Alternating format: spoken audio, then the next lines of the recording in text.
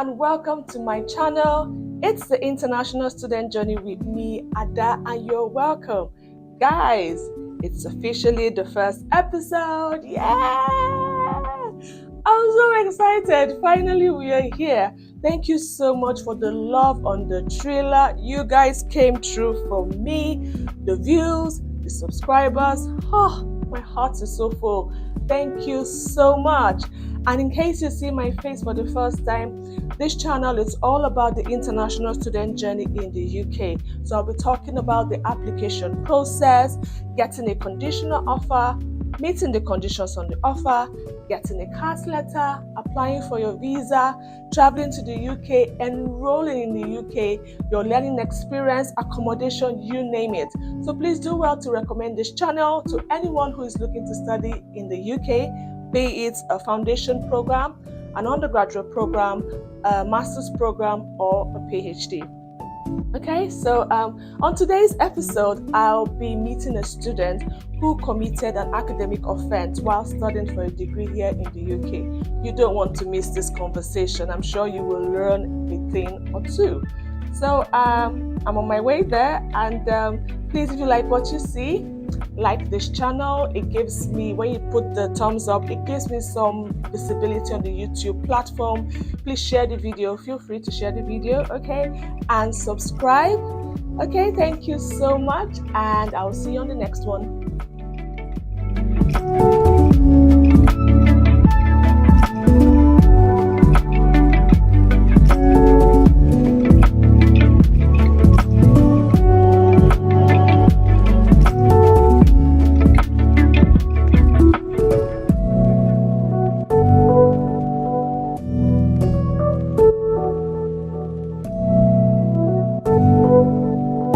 Hi.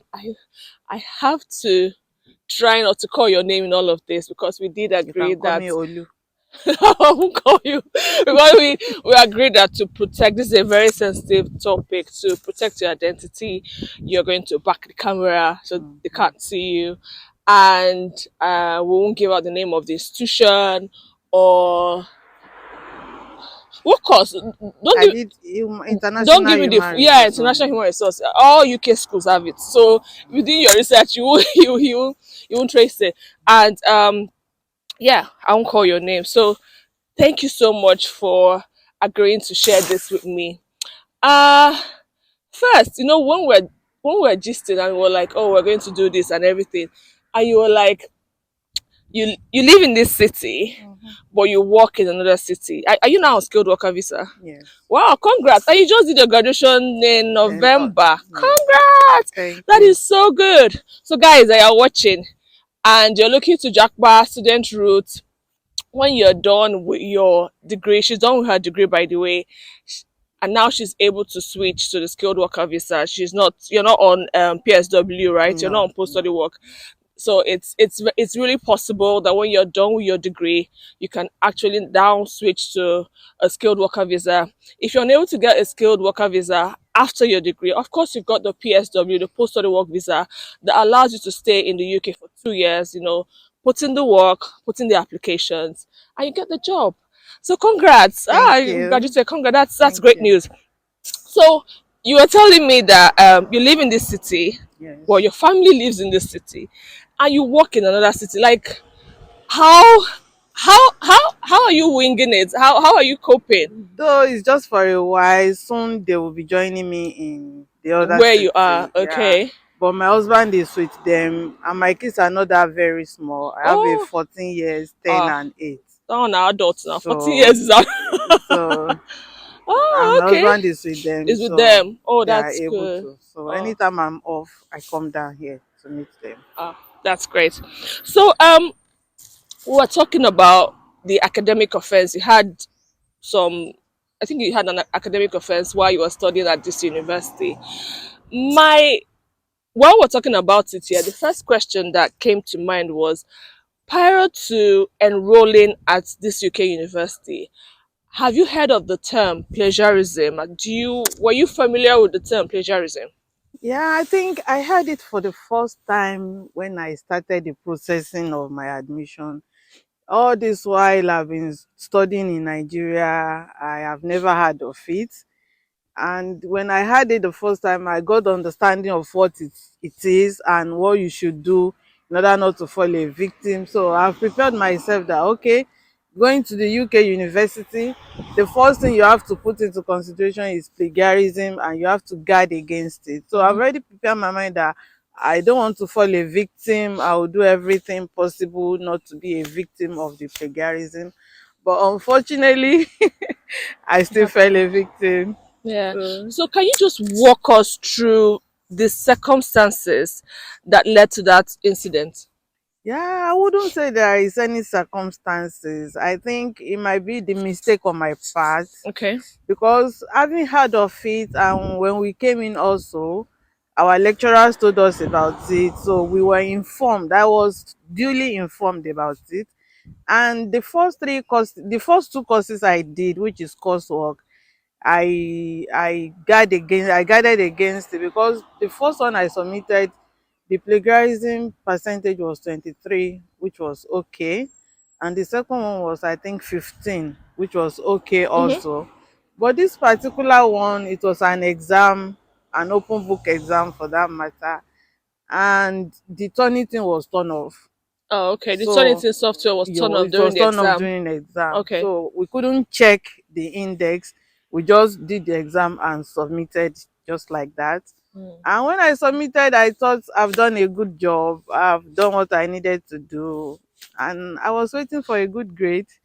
But unfortunately, when the result came out, mine was not released. Oh, Every other result were released. I asked my mate, did you see your result? They said, yes, I've checked my own. Check your own. I said, I couldn't see my own. So I was worried. It was in the night that day. I couldn't sleep. I went to work the following day. In fact, I was so sick. I had wow. to leave the work and come back home. So I sent a mail to the lecturer in charge asking what happened, that I couldn't see my results. So on the third day, the lecturer replied that my results came out with high plagiarism index, that he couldn't even mark it. He has sent it to academic officers in charge, that they will get back to me, that I should not contact him again because it doesn't have anything to do Wow. with it again. So I started waiting for them to contact me, nothing. The first month passed, second month, then the third month, I went to the registry to ask that this is the case I have, and I've not had anything from them since then.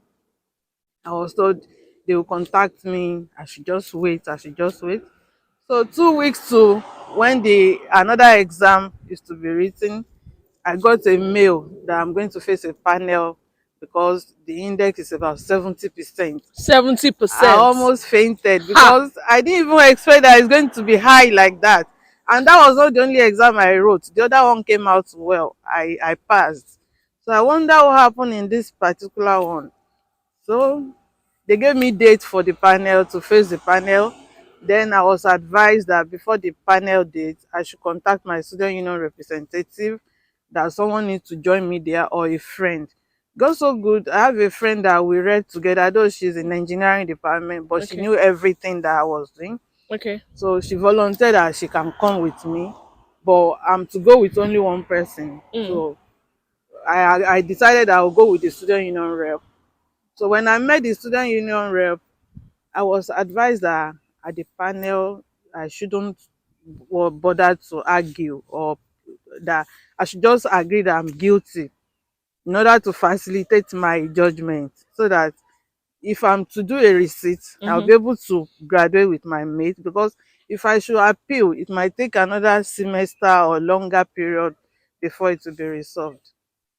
So at the panel, when I was asked, I said, I admitted that yes, I was guilty, but it wasn't done intentionally. Mm-hmm. That I came with my what I used in the reading, my script, the one I Oh, used, okay. I came with them to the panel. So they will see that I actually read it.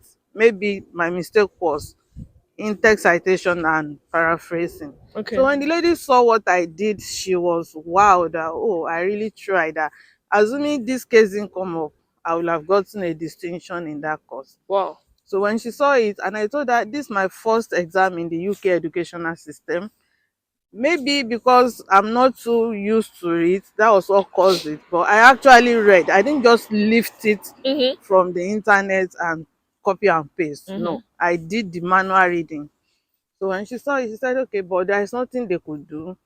The only thing is, being a first time offender, Mhm. I will have to resit the exam, the Oh, course. okay. Then I was asked to do a mandatory training with Center for Academic Writing of my school Mhm. that they will put me through, not only for this exam, for other things I need to do, other exams and other courses. Okay. So they fixed a date.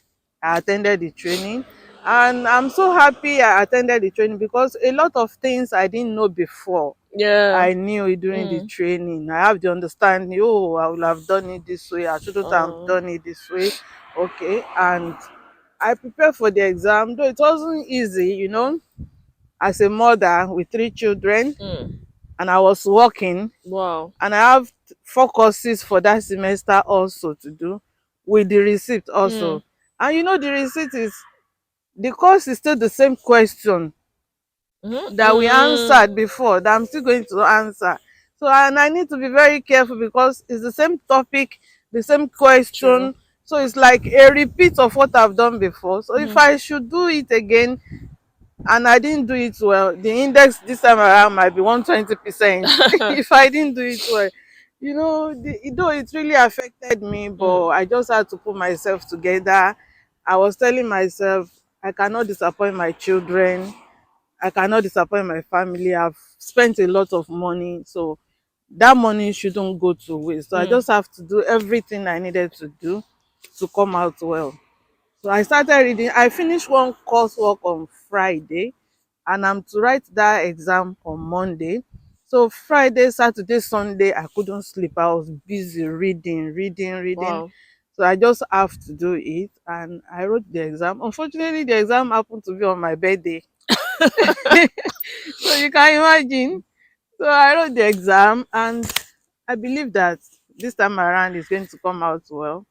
And to God be the glory. When the result Oh. was released, I got 64% originally, Okay. but unfortunately, it was capped to 40% Because of the previous because of the offense. Yeah. previous offense. So Ah. that's my story. Wow. Wow. So,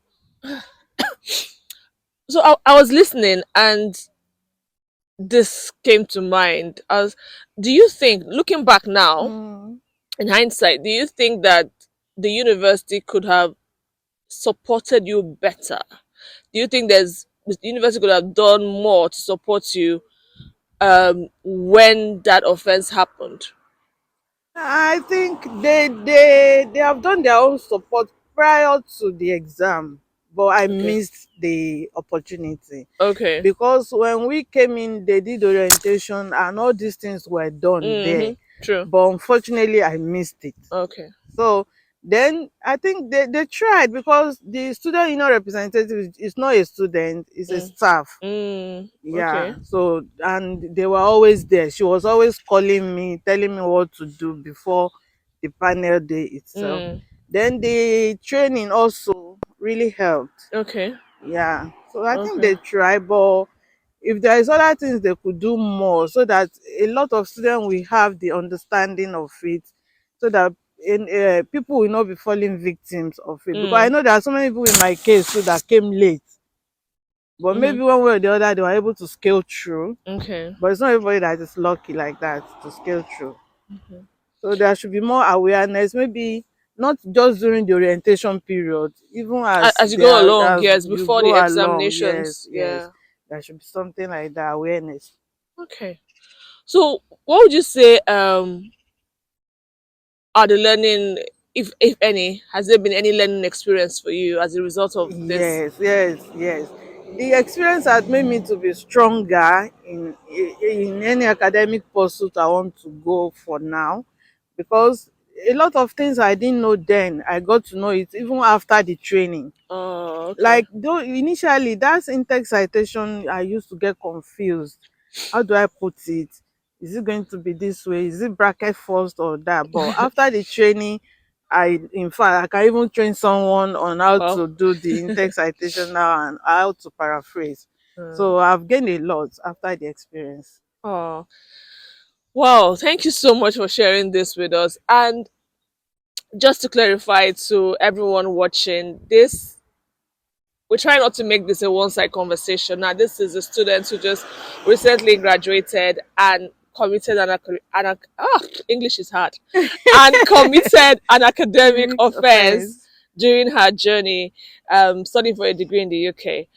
On the next episode, we're going to be speaking with a senior lecturer, and I'll share bits and pieces of this story to just give us an understanding on how universities in the UK support students. She did mention the induction where they had all of these trainings, these seminars on plagiarism and academic integrity. So I will be speaking with a senior lecturer on the next episode to shed more light, give us clarity as regards the resources that are available when you go to school, how to take advantage of those resources so you don't commit an academic offense while you're studying for your degree in the UK, and how best the university um, is supporting international students. So thank you so much, You're welcome. and thank you for watching, and I'll see you on the next one.